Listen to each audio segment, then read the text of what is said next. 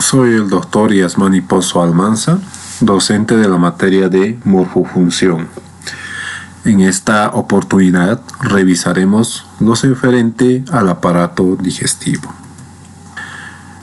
Los objetivos de aprendizaje son identificar los órganos del aparato digestivo y sus funciones básicas, describir las capas que forman la pared del tubo digestivo, identificar la ubicación de las diferentes glándulas y describir sus funciones de las secreciones.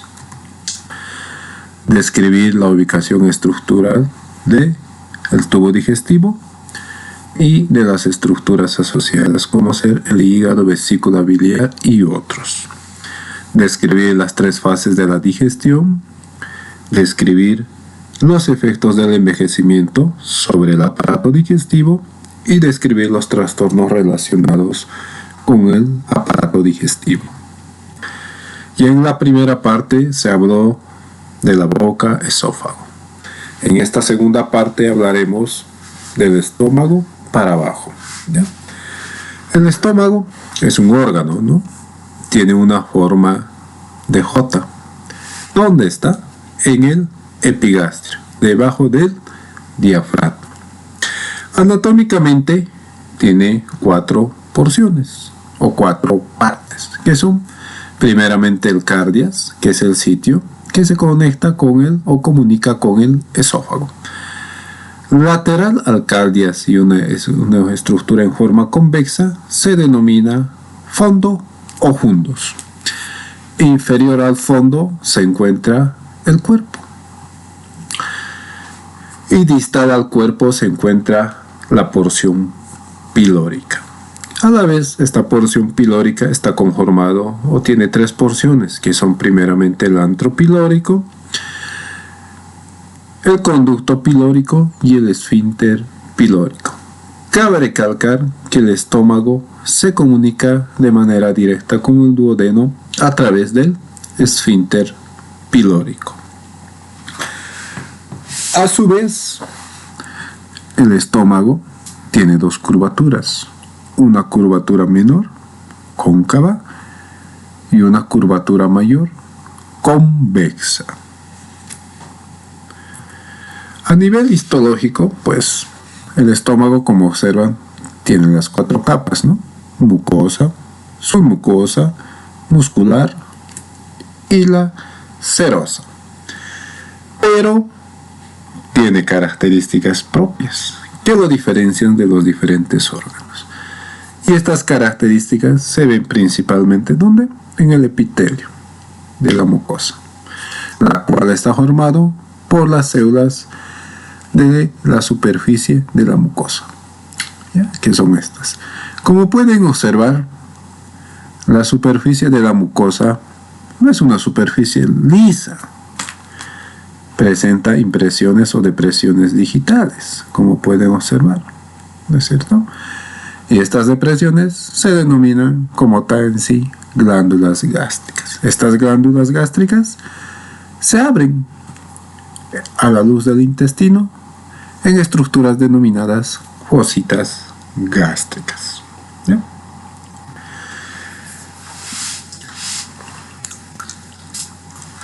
Bueno, las glándulas gástricas contienen 3 tipos de célula, ¿ya? Primeramente, ¿cuáles? Las células mucosas del cuello.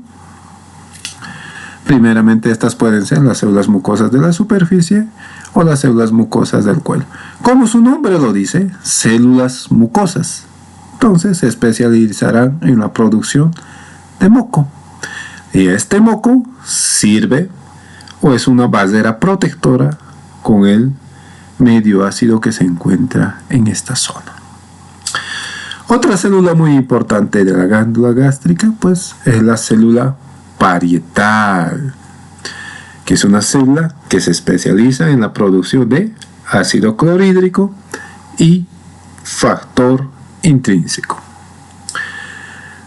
Y más profundamente tenemos también las células principales. Las células principales secretan una estructura denominada pexinógeno, que interviene en la digestión y degradación de las proteínas y la lipasa gástrica. El producto de estas tres glándulas o de estas células es el jugo gástrico, que tiene un pH ácido, y aproximadamente en 24 horas se produce de 2 a 3 litros. ¿Ya? También en la profundidad o dentro de las glándulas gástricas se encuentran unas células denominadas células G, que son células que se especializan en la producción de hormona. Y en este caso la hormona predominante es la gastrina. Y estas células no se encuentran en toda la superficie o en todas las glándulas gástricas del estómago. Específicamente se encuentran en mayor concentración en las glándulas gástricas que se encuentran en el antro pilórico. ¿Ya? Respecto a la capa muscular del estómago, tiene 3 capas, que son primeramente una capa externa longitudinal, una capa media circular y una capa interna oblicua, que cumplen una función en específica. En el estómago ocurre una digestión tanto mecánica y también una digestión química. La digestión mecánica está dado por la contracción del músculo liso del estómago. Y se genera 2 tipos de movimiento, que son: uno, la propulsión, que es el movimiento del alimento en dirección al píloro. Y la retropulsión es el movimiento del alimento del piro hacia el cuerpo del estómago. Estos movimientos tienen la finalidad de mezclar los alimentos que ingerimos y transformarlos en una estructura denominada quimo. ¿Ya? La digestión química está dado principalmente por las células parietales, que son las células que se especializan en la producción de ácido clorhídrico. Las células parietales tienen una característica muy especial, ¿no? Que en el lado luminal contienen una bomba de iones de hidrógeno. ¿Bien? Esta bomba de iones de hidrógeno, como su nombre lo dice, se especializa en la secreción de moléculas de iones de hidrógeno hacia la luz gástrica. Y al mismo tiempo que se secreta los iones de hidrógeno, se secreta también a través de los canales de cloro, el cloro hacia la luz gástrica. Y la asociación de ambos genera el ácido clorhídrico, responsable del pH bajo del jugo gástrico. Esta célula a la vez contiene grandes cantidades de una enzima denominada anhidrasa carbónica. La anhidrasa carbónica es una enzima que cataliza la conversión de agua más CO2 en ácido carbónico. El ácido carbónico se disocia en iones de hidrógeno y bicarbonato. Los iones de hidrógeno son secretados de la célula parietal a través de la bomba de hidrógenos hacia la luz gástrica. Mientras que los iones de bicarbonato primeramente incrementan su concentración de la célula y posteriormente son reabsorbidos a los capilares sanguíneos, el bicarbonato, con lo resultante de que se absorbe bicarbonato y se secreta iones de cloro de la sangre a la célula parietal, y esta a través de los canales de cloro sale hacia la luz. El incremento de las concentraciones de bicarbonato en el momento de la digestión química en el nivel del torrente sanguíneo genera algo que se denomina marea alcalina. ¿Ya? A su vez, esta célula parietal tiene receptores para determinadas sustancias que favorecen su secreción, o su bloqueo favorecerá la inhibición o menor producción de ácido clorhídrico. Tenemos estos receptores, primeramente, receptores para la acetilcolina. Su secreción incrementada favorece la secreción de ácido clorhídrico. Los receptores de gastrina, que cumplen la misma función, y los receptores de histamina. Todos estos receptores, su estimulación favorece la secreción de ácido clorhídrico. ¿Ya? Y esta secreción de ácido clorhídrico, que tiene un pH altamente bajo, es el medio ideal para que el pexinógeno se active y haga su trabajo. ¿Ya?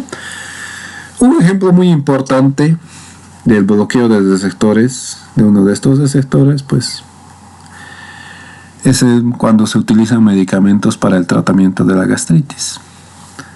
En este caso se puede utilizar, por ejemplo, la ranitidina, que bloquea el receptor de la histamina, y de esta manera disminuye la secreción de ácido clorhídrico. ¿Ven? El páncreas. El páncreas, un órgano que tiene dos funciones muy importantes: una función endocrina y una función exócrina. En esta parte nos enfocaremos a la función exócrina. Acá está el páncreas, tiene una cabeza, tiene un cuerpo y una cola. Y en la unión de la cabeza y el cuerpo se encuentra un estrechamiento denominado cuello. ¿Ya? El páncreas se conecta con el duodeno, ¿ya?, a través de dos conductos principales, que son el conducto accesorio y la ampolla hepatopancreática. ¿Ya?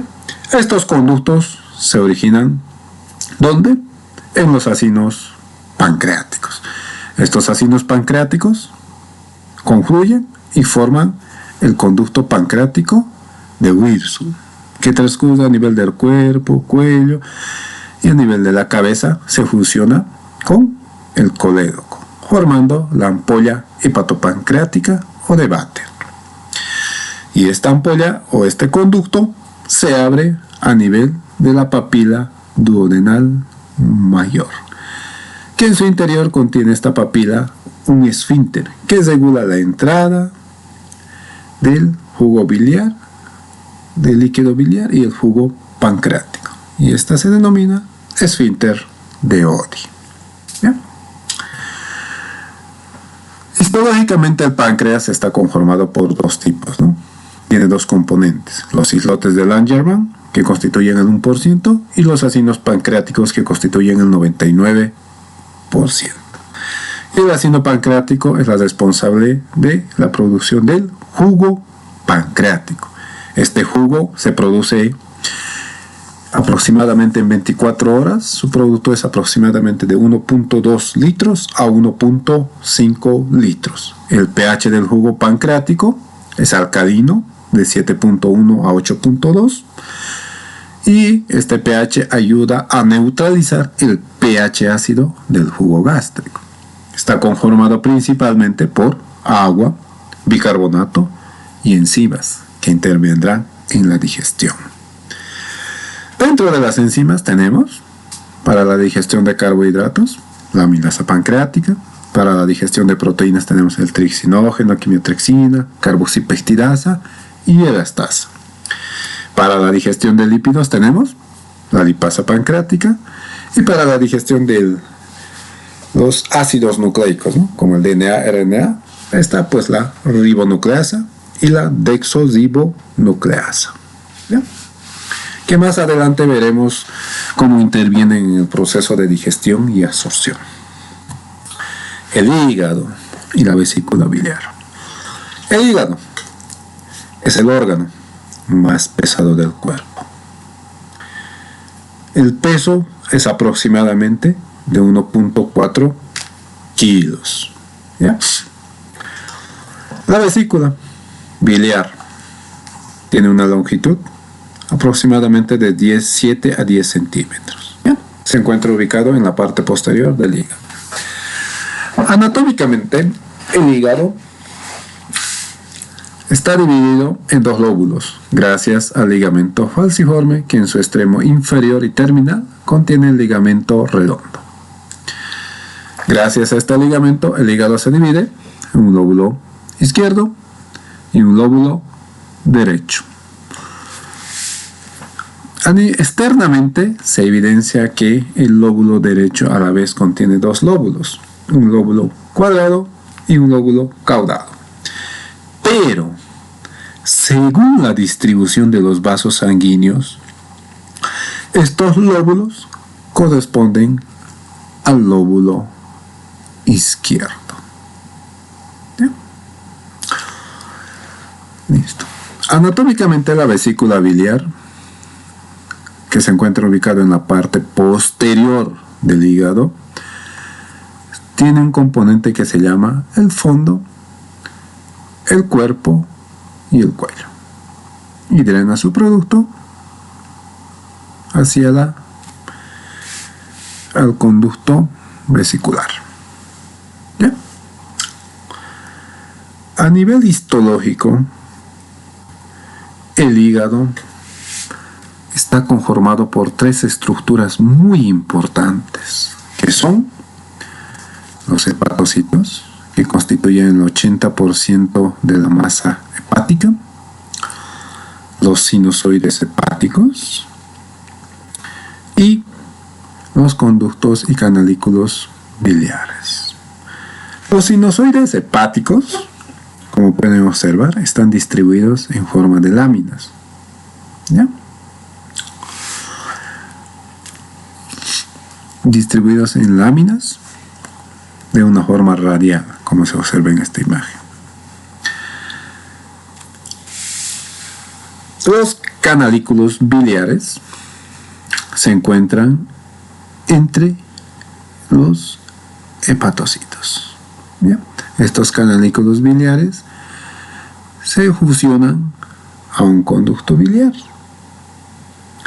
Y por último, los sinusoides hepáticos, que reciben tanto sangre oxigenada y una sangre desoxigenada rica en nutrientes. ¿Ya?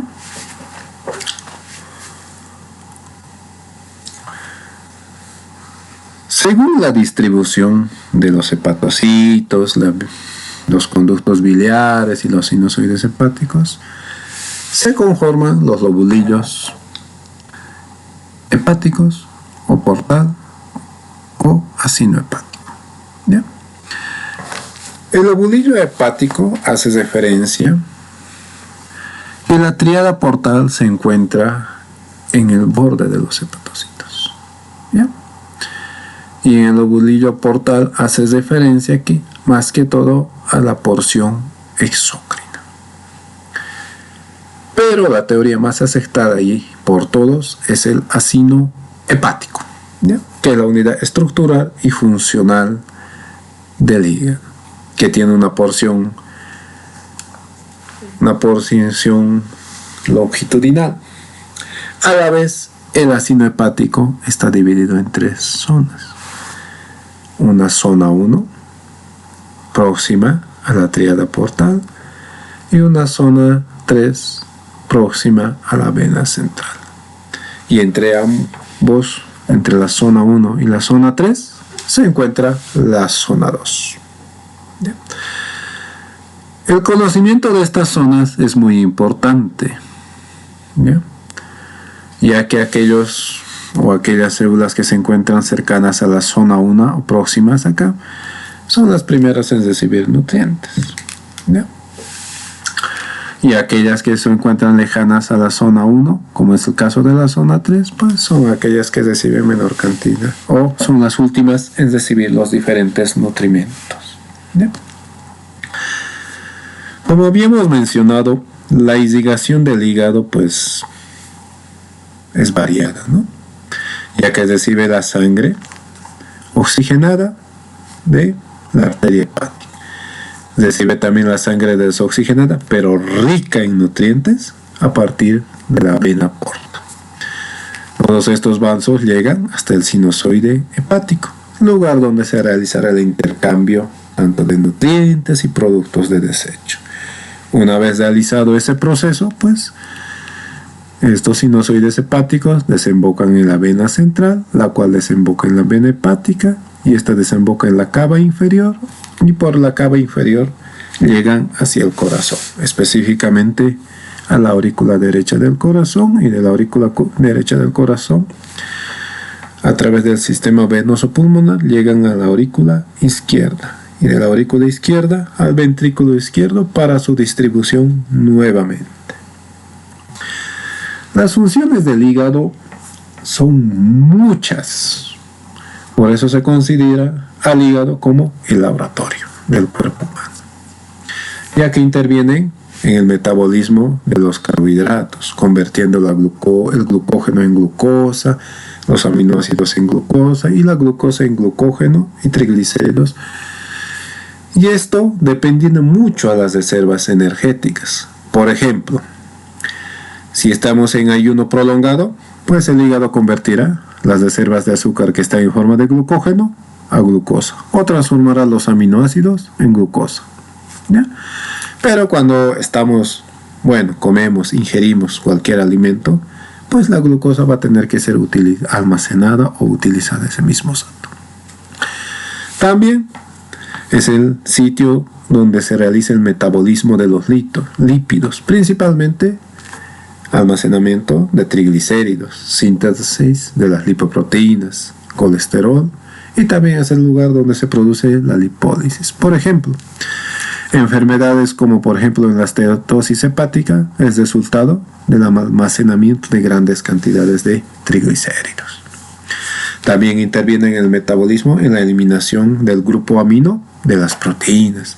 También sintetizan proteínas muy importantes, ejemplo, albúmina, protombina y otros. Sitio ideal también donde se metabolizan medicamentos, hormonas, como el alcohol, estrógeno y aldosterona. También es el sitio donde se convierte la bilirrubina indirecta en directa, indirecta a directa, y posteriormente es eliminada por las heces. También sintetizan las sales biliares. Las sales biliares son las sustancias ideales para la absorción de los diferentes lípidos, almacenamiento de vitaminas como la vitamina A, B, el hierro, cobre, glucógeno. Algo muy interesante es que como el hígado es el sitio de almacenamiento principal de hierro, le da ese aspecto característico al hígado, ¿no? De un tipo café oscuro. También contiene células especializadas que intervienen en la fagocitosis, como son denominadas en esta las células de Kupffer. Interviene en el metabolismo de la vitamina D, convirtiendo la vitamina B D1 a D2. Y algo muy importante es que produce la bilis, ¿no? Que se produce en una cantidad de más o menos 1 litro por día. Un pH alcalino con la finalidad de neutralizar el pH ácido del jugo gástrico. Y está conformado principalmente por sales biliares, colesterol y fosfolípidos. El intestino delgado, pues, es un tubo, ¿ya? Tiene 3 porciones. Primeramente, el duodeno, que es un órgano retroperitoneal, longitud aproximadamente de 25 centímetros. Y hay uno, tiene una longitud de 1 metro, y la porción terminal del intestino delgado, denominado íleon, y el íleon que se conecta con el intestino grueso. Dependiendo si el individuo está vivo o está en defunción, la longitud varía, ¿ya? Y esto debido a que cuando un individuo fallece, los músculos se relajan y se estiran. ¿Ya? El intestino delgado es un órgano muy importante, ya que la mayoría de los procesos de digestión y absorción ocurren aquí, ¿ya? En las otras estructuras inician en pequeñas cantidades, pero la mayoría lo hace aquí, intestino delgado. Histológicamente el intestino delgado pues también contiene sus diferentes capas, ¿no? Similares, ¿no? La mucosa, la submucosa, la muscular y también la cubierta que es la serosa. Está formado por un epitelio cilíndrico que recubre la superficie intestinal, pero como pueden observar, la superficie intestinal no es lisa, tiene prolongaciones difitiformes, ¿no? Y depresiones longitudinales, ¿ya? Y estas depresiones conforman las glándulas intestinales, ¿ya? Estas glándulas intestinales ubicados en la mucosa están conformados por varios tipos de células, ¿ya? Y estos tipos de células, de lo superficial a lo más profundo, tenemos primeramente la célula absortiva, ¿ya? Característica muy importante de la célula absortiva es que digiere y absorbe los nutrientes, ya que contiene enzimas o produce enzimas y también contiene microvellosidades, ¿ya? Estas enzimas producidas por la célula absortiva se fijan a las microvellosidades. Estas enzimas están para los carbohidratos, como la destrina, maltasa, sacarasa, lactasa. También tienen enzimas para la digestión de proteínas, denominadas peptidasas, para la digestión de nucleótidos, denominados nucleotidasas, y fosfatasas. ¿Bien? Otra célula muy importante pues es la célula calciforme, que se especializa en la producción de muco o mucus. Otra célula muy importante que cumple funciones enteroendocrinas, tenemos la célula enteroendocrina. Secreta hormonas como la secretina, colecistocinina y GIP, y está conformada por las células S, las células SK y las células K, ¿ya? Y en la porción más profunda tenemos las células de Paneth. Las células de Paneth secretan una enzima denominada lisosima. Esta lisosima es capaz de hacer la fagocitosis. Estas células de Paneth cumplen la función de mantener regulado la flora bacteriana intestinal. Y el producto de estas células se denomina en conjunto jugo intestinal, que es de aproximadamente de 1 a 2 litros.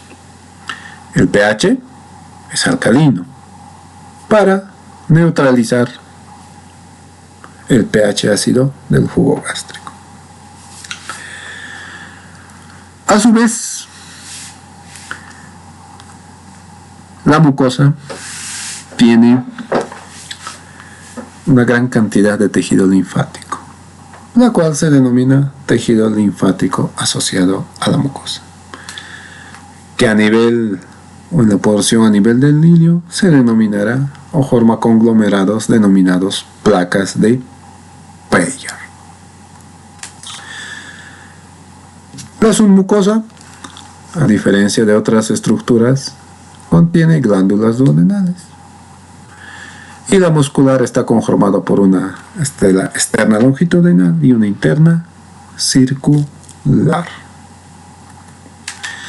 Otra característica muy importante del intestino delgado es que en su superficie presenta adaptaciones con la finalidad de incrementar el área de digestión y absorción. ¿Y qué son estas estructuras? Primeramente tenemos los pliegues circulares, que son nada más mucosa y submucosa. Tiene una longitud de 10 milímetros. También tenemos las vellosidades, que son proyecciones, como pueden observar, digitiformes, de una longitud de 0,5 a 1 milímetro. Y otras estructuras mucho más pequeñas que no se pueden observar con el microscopio, que son las microvellosidades y que forman el borde de cepillo.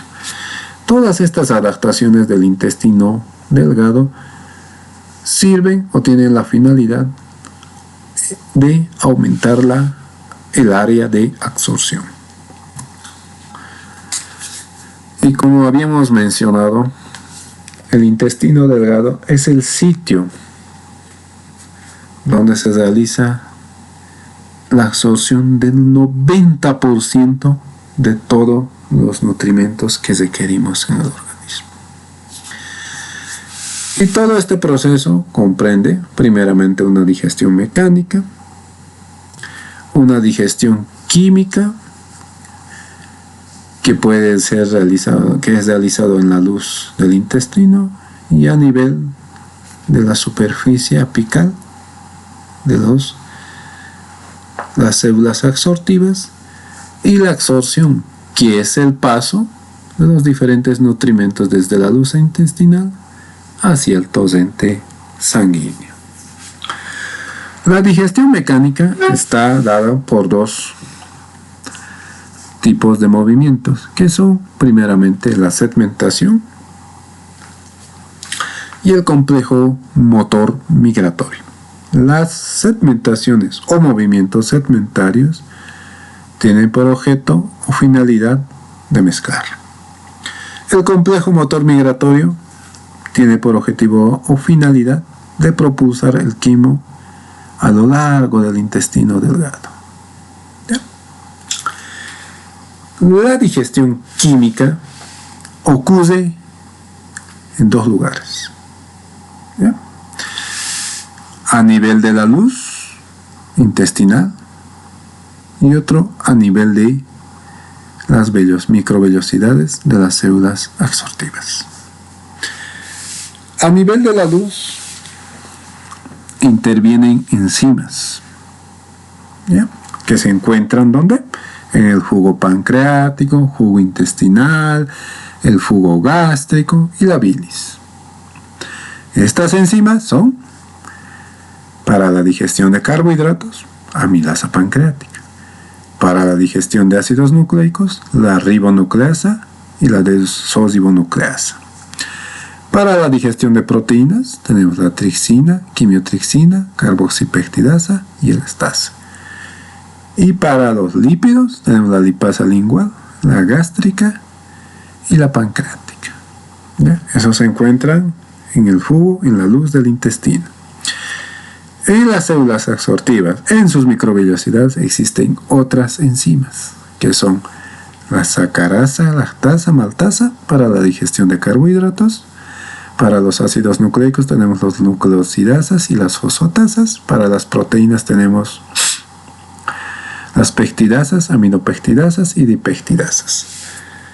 Todas estas enzimas tienen la finalidad de convertir las moléculas que son complejas en moléculas mucho más simples, como ser glucosa, fructosa, aminoácidos, dipéptidos, tripéptidos, monoglicéridos, ácidos grasos, para su absorción.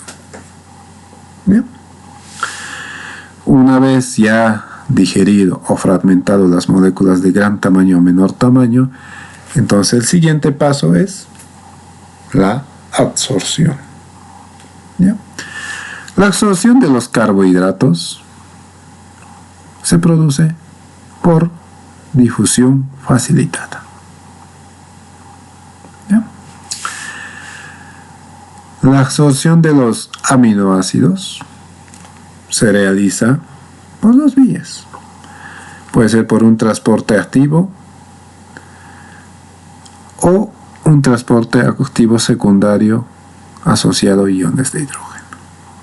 De esta manera, los aminoácidos y tripéptidos ingresan al interior de la célula, y del interior de la célula hacia el torrente sanguíneo ingresan por un mecanismo de difusión. ¿Ya? Respecto a los lípidos que mayor se absorben se encuentran en grandes cantidades en los alimentos son los triglicéridos. ¿Ya? Y estos triglicéridos son moléculas grandes. Primeramente tienen que ser convertidos a monoglicéridos y ácidos grasos de cadena larga o cadena corta. ¿Ya? Los ácidos grasos de cadena corta ingresan al interior de la célula por un mecanismo de difusión. ¿Ya? Y los ácidos grasos de cadena larga y los monoglicéridos ingresan al interior de la célula mediante un mecanismo de difusión simple. Una vez que ingresan los ácidos grasos monoglicéridos y los ácidos grácidos de cadena corta, en el interior nuevamente se conjugan formando nuevamente el triglicérido. Algo muy importante, una vez que ya se encuentran en el interior de la célula sortiva los monosacáridos, los aminoácidos y los ácidos grasos de cadena corta, ingresan al torrente sanguíneo a través de un mecanismo de difusión y posteriormente a la vena porta y al hígado, y del hígado se utilizará respectivamente. Pero respecto a los triglicéridos, como son moléculas grandes y están asociadas con otras estructuras que forman el kilomicrón, no pueden ser absorbidos directamente al torrente sanguíneo, por lo que, como son moléculas grandes, pasan a un vaso quilífero y a través del vaso quilífero llegan hasta el conducto torácico y posteriormente el conducto torácico circulan a través del sistema venoso y llegan hacia el hígado, donde serán utilizados. Algo muy importante también es que a través de esta última vía de absorción de los triglicéridos también se absorben ciertas vitaminas, como ser la vitamina A, D, E y K.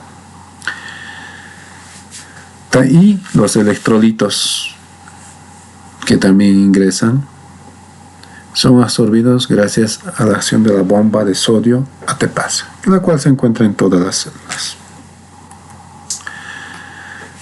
La absorción de agua ocurre principalmente en el intestino delgado, en el cual se absorbe una gran cantidad elevada, de 8.3 litros. Y el restante se absorbe a nivel del intestino grueso.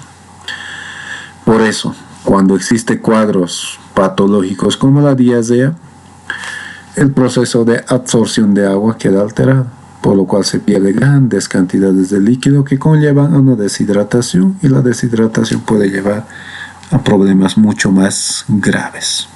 ¿Ya?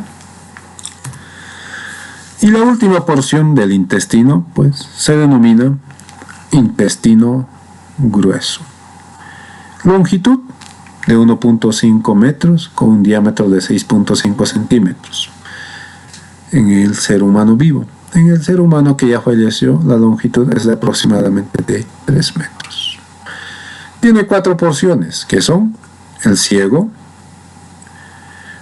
respectivamente el colon, el recto y el conducto anal. ¿Bien? Inferior a la válvula ileocecal se encuentra la estructura denominada ciego. Inferior y posteriormente desde el ciego se extiende una estructura en forma denominada apéndice veriforme, que tiene una longitud de 8 centímetros.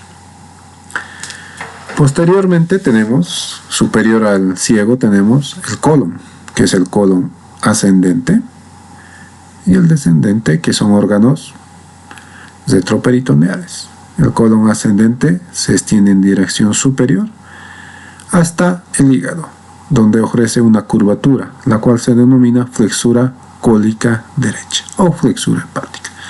Posteriormente se continuó con el nombre de colon transverso hasta el vaso, donde presenta una curvatura, la cual se denomina flexura colónica izquiérdica o esplénica. Posteriormente el colon desciende y a nivel del borde superior de la cresta ilíaca denomina colon sigmoideo.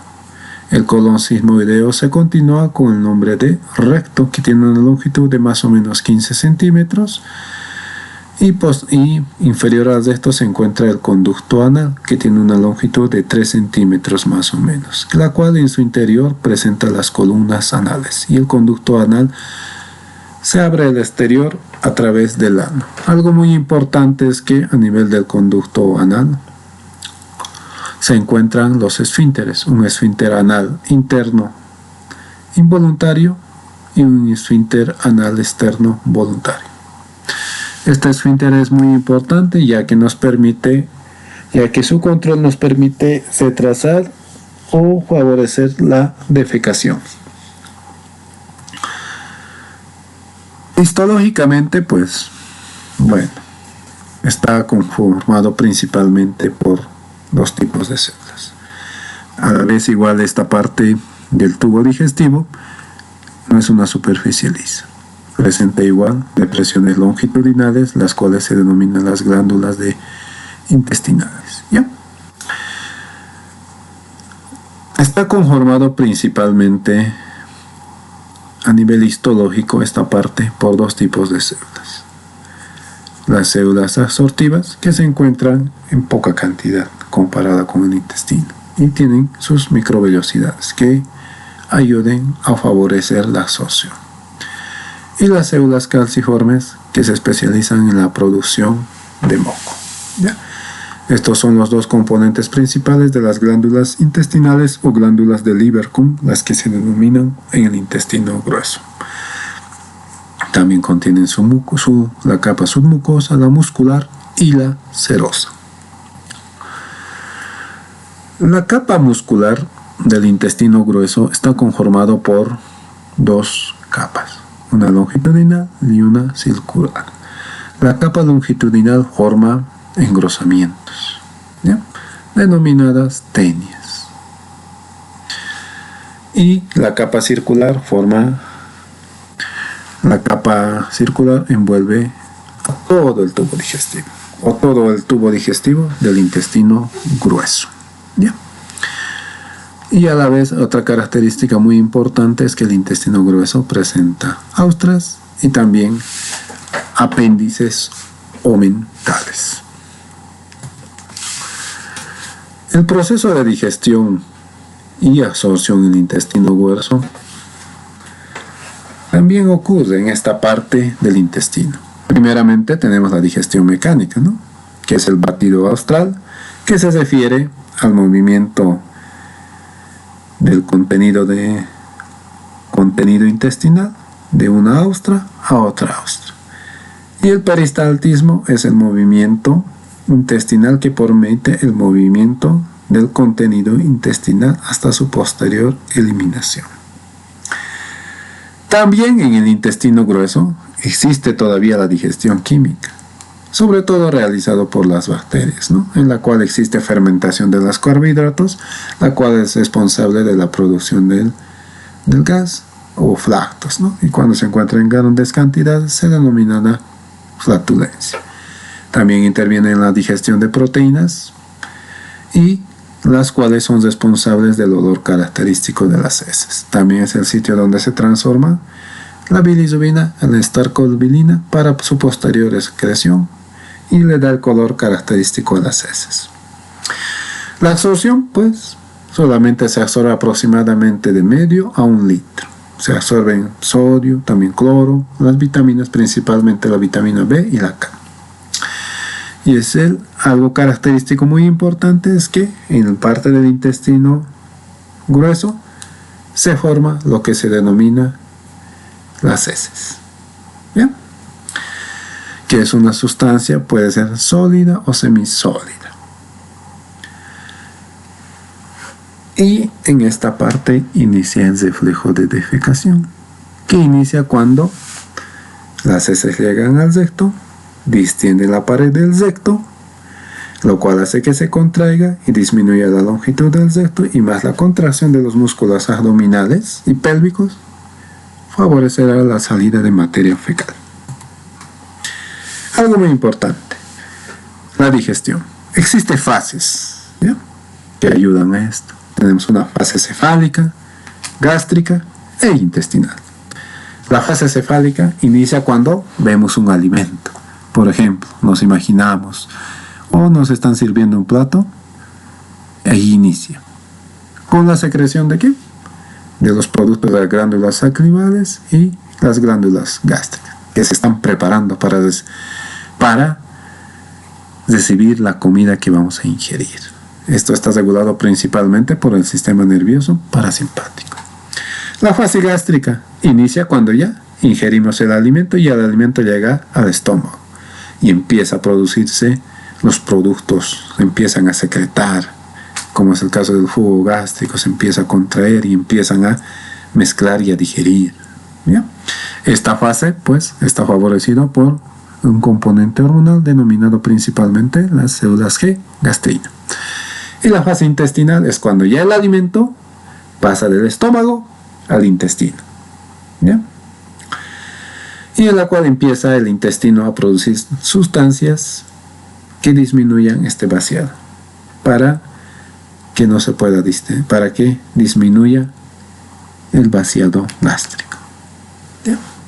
Y al mismo tiempo ocurre mayor secreción de los productos intestinales y ahí es donde desemboca, ¿no?, el jugo biliar, el jugo duodenal, el jugo pancreático para hacer todo el proceso de digestión. Algo muy importante, pues el aparato digestivo se desarrolla ¿de dónde? Del endodermo, del intestino primario, que forma principalmente epitelio y las glándulas de la mayor parte del tubo digestivo.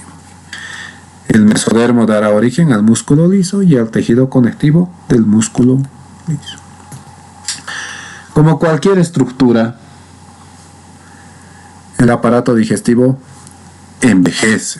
Entonces, cuando envejece, la secreción de sus productos disminuye, se vuelve más lento la motilidad o el peristaltismo y el tono muscular intestinal disminuye. Con la cual, a medida que envejecemos, el gusto disminuye. Nos padecen enfermedades como úlceras, estreñimiento, hemorroides y diverticulitis. Y como tal, las enfermedades que aquejan al aparato digestivo son muchas. Y mencionaremos algunas. Por ejemplo, cuando se inflama el estómago, se denomina gastritis. Cuando hay una infección por Helicobacter pylori, se forman las úlceras pépticas. Pero recuerden también que pueden haber malformaciones que afectan el estómago, como la estenosis congénita del píloro, en la cual existe un estrechamiento del píloro, que impide el paso de los alimentos del estómago al intestino. Enfermedades del intestino delgado, por ejemplo, la intolerancia a la lactasa, debido a una de las enzimas que se encuentra en las microvellosidades denominada lactasa. ¿Ya? Del intestino grueso podemos observar el estreñimiento, los divertículos, las hemorroides. Enfermedades del hígado, hepatitis, ya sea viral o secundaria a un medicamento. La inflamación de la vesícula dará a la colicistitis o colelocolitis. Enfermedades del páncreas, cáncer de páncreas, pancreatitis. Y así podemos mencionar muchas enfermedades. ¿Ya? Muchas gracias. La referencia bibliográfica es la que ya mencionamos durante todo el curso, que es la de Tortora Gerald, de Edison Bryan y los principios de anatomía y fisiología, 15ª edición. Importante, los videos que se realizan son un breve resumen de todo el contenido, ya que englobar todo el tema no alcanzaría el tiempo. Ustedes tienen la obligación de repasar todos los capítulos, dibujos, resúmenes y todo. En caso de dudas y preguntas, recuerden que lo pueden hacer a través de la plataforma de Classroom. Muchas gracias.